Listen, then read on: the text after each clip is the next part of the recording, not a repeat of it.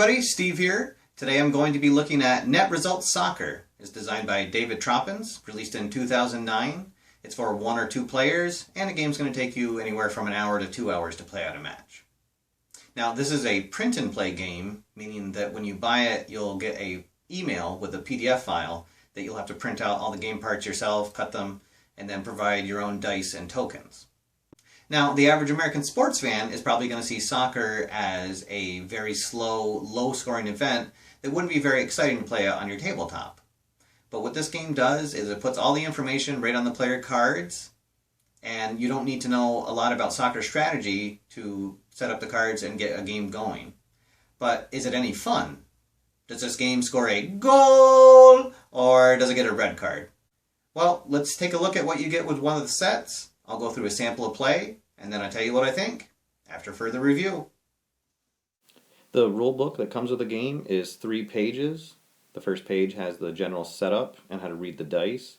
The second page tells you the offensive and defensive readings. And then finally the third page has the keeper readings and then also a couple of advanced rules. It comes with a score sheet, and that's also where you'll keep track of the game time. And then it also has a full-time report, so you can keep a minute-by-minute detailed report of your game. Each of the teams comes with a team card that has the official team colors on them. Again, this is the 2012 Major League Soccer season, so it's a very colorful set. And each of the player cards has an away side, as we see the Montreal Impact, and also has a home side. Here we see the New England Revolution. Now, you don't have to print out both sides of the player cards. I just feel it's a nice touch that each of the teams has their official away colors and their official home colors on them, so that you can print out the cards double-sided if you'd like.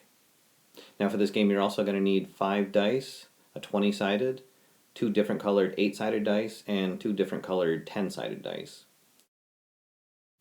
And here we'll take a closer look at the player cards themselves. On the right-hand side is an example of a forward.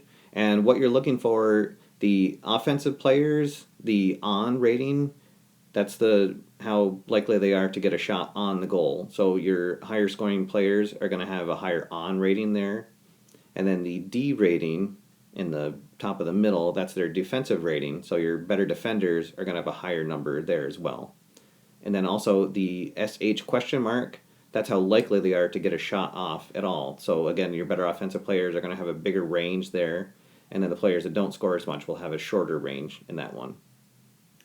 Then the other results on the player card are their likelihood of getting a corner kick, being fouled, earning a penalty kick, being offsides, and then getting a card or tackling or making an interception on defense. The card on the left-hand side is an example of a keeper card, and the on adjustment is how strong a keeper that player is, so the better keepers will have a negative number there, meaning that players will have less of a chance to get their shots on the goal themselves. And then we'll take a look at the different save types when we go through a sample of play. So let's go through a couple sample turns to show you how a game plays out. The first thing you're going to do is roll all 5 dice. And the first die you read is the 20-sided die. If it's a 1 through 11, that tells you that the home team controls the ball, and a 12 through 20 tells you that the visiting team controls the ball. Also, if it's a 1 through 4 or an 18 through 20, that tells you that you're going to mark off a minute of possession on the score sheet at the end of the turn. So here we see that the D20 is a 4, which tells us that New England will control the ball, and at the end of the turn we'll mark off 1 minute of possession for New England. Next we'll look at the 2 8-sided dice. We'll read them from the light die to the dark die, and it's a 62. With the D8s, a reading of 11 through 67 will be read off one of the offensive player cards, and then a 68 to an 88 will be read off the defending player cards.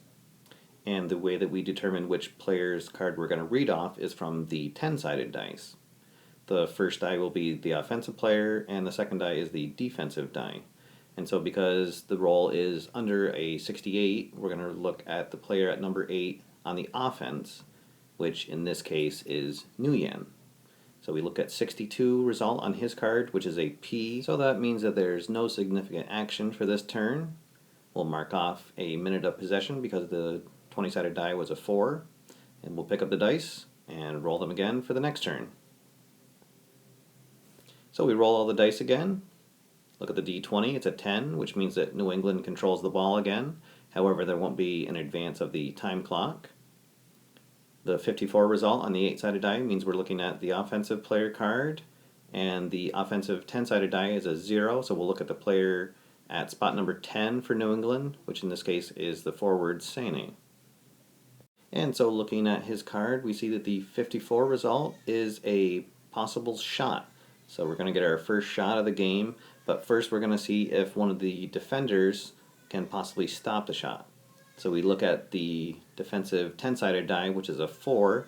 So we'll look at the player at the 4 spot for Montreal and see if he can stop the shot. We'll pick up all 5 dice and roll again. So on a shot, the first thing we'll look at is the D20, and we're going to compare that to the defensive rating of the player.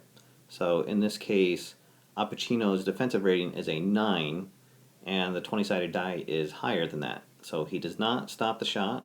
So we'll look at the on adjustment rating now for the keeper, and we see that Perkins has a -5 on adjustment. So that means that we're going to subtract 5 from Sané's on rating and then compare that to the 2 D8s. So Sané's adjusted on rating is now a 41 and the 2 D8s are 55. So that means it's over his on rate and the shot is off goal. So we'll go back to the keeper card and go to the off chart, and we see that an 87 means that it's a normal save. So he makes the stop, and then we'll just roll a normal turn for the next turn. But let's go back and look at what would happen if the D8s were a 35. That would mean that it's under the on rating for Sané, so the shot would be on goal. And then we'd look at the result 87 on the keeper card on the on chart, and we see that means that it's a goal!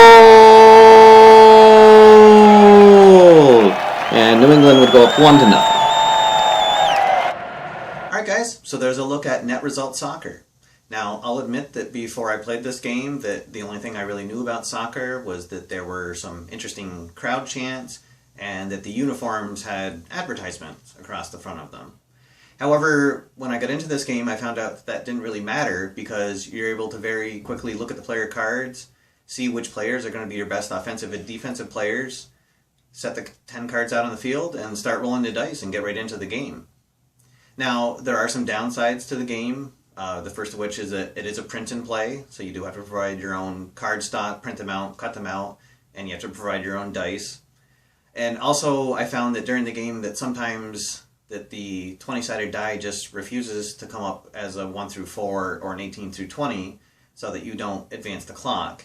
And especially if you have 2 low-scoring teams playing against each other, sometimes you can go through 4, 5, 6 rolls where nothing happens, and also the clock's not advancing, and so that seems to drag the game down a little bit in the middle of it. And lastly, if you're looking for a really deep strategic soccer game, this isn't going to be the game for you. As I mentioned, the only decisions you're going to make is which players you start and where you put them, and that basically boils down to you're going to want the players with the highest defensive ratings to be in the lower numbered slots. And once you get past that, then it's just subbing people out if they come up on the endurance roll. So the bottom line is that this is a really easy game to recommend with the $13 price tag and the fact that you don't need to have a deep strategic knowledge of soccer to really enjoy it. There's lots of different seasons available to pick up, so whether you're interested in Major League Soccer or any of the many European leagues, you should head over to Dave Troppens' forums, see which set you'd like, and then pick one up for yourself. As for me, this game really scores a goal, and it's made me a soccer fan, and I'm looking forward to rolling out my next game and seeing if I can get the Revolution to get a few more wins than they had last season. Alright guys, that's all for now. Thanks for watching. My name's Steve. I'll see you next time after further review.